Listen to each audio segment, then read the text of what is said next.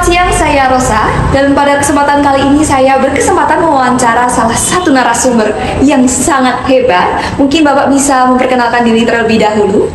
Saya Ginda Ferdiawan, politisi. Baik Bapak, langsung saja untuk pertanyaan yang pertama. Baik, menurut pendapat Pak Ginda sendiri, Ya. Bagaimana keadaan demokrasi di Indonesia saat ini? Keadaan demokrasi di Indonesia saat ini menurut saya sudah bagus, sudah baik, walaupun belum ideal ya. Nah, yang penting idealnya sih sekarang. Tapi kalau ditanya keadaannya, ya kita bisa lihat lah. Kebetulan saya adalah kelahiran tahun 75 ya. Jadi mengalami itu yang namanya reformasi tahun 98 dan banyak sekali yang berubah semenjak itu. Jadi buat saya demokrasi ini sudah berjalan dengan baik. Sekarang tinggal bagaimana semua orang mau terlibat di dalamnya. Tadi demokrasi yang dari yang dulu dan sekarang itu sudah jauh lebih baik gitu ya Pak? Jauh lebih baik. Sempurna belum. Tapi jauh lebih baik. Jauh lebih baik. Jadi menuju ke langkah ideal begitu Pak? Ya bahasa simpelnya on the track ya. On the track. On the track. Menurut Bapak, apa sih yang menghambat demokrasi di Indonesia? Tadi kan Bapak mengatakan kalau demokrasi kita ini belum sempurna. Nah, itu Ya. kira-kira kenapa, Pak?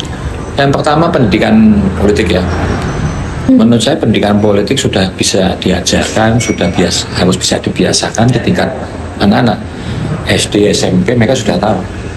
Jangan salah ya, golput itu masih cukup banyak kok sebenarnya.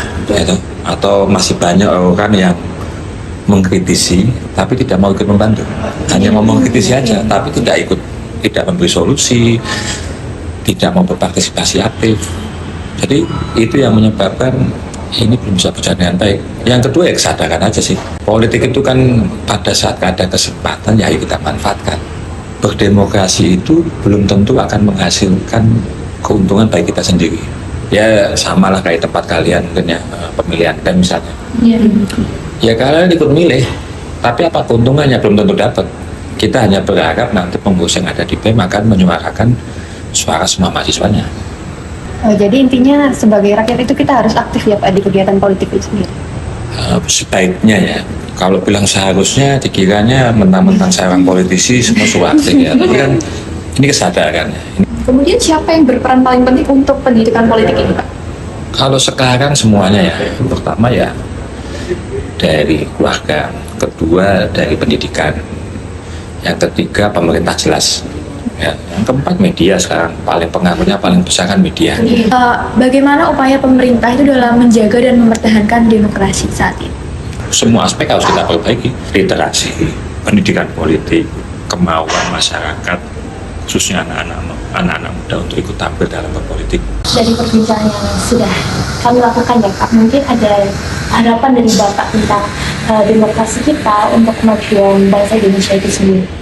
Ayolah anak-anak muda, mahasiswa khususnya yang sudah punya hak pilih, yang sudah bisa berbicara, silakan. Ya, saya sebagai mantan anggota dewan, politisi selalu terbuka, ngomong-ngomong aja. Yang penting demokrasi kita maksimalkan.